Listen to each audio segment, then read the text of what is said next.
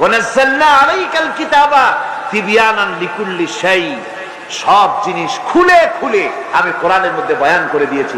মানুষের জীবনের জন্য দরকার অথচ কোরআনে লেখা হয় নাই এমন কোনো বিষয় নাই, সব জিনিসকে কোরআনের মধ্যে খুলে খুলে আমি বলে দিয়েছি। দেখুন 23 বছর ধরে, লক্ষ্য করুন 23 বছর ধরে কোরআন নাজিল হলো।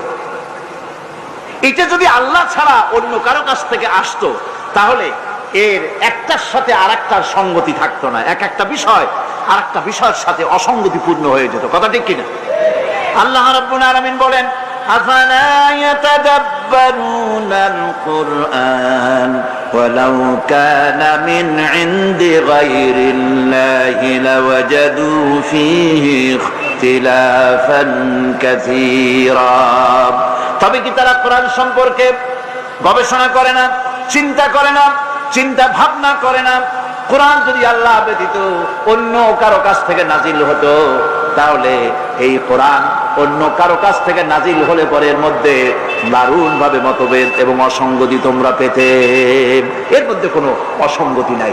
কোরআন শরীফ আল্লাহ পাকের কাছ থেকে এসেছে, এতে কোনো সন্দেহ নাই। এবং সকল প্রকার মানব জীবনের সব সমস্যার সমাধান কোথায় আছে?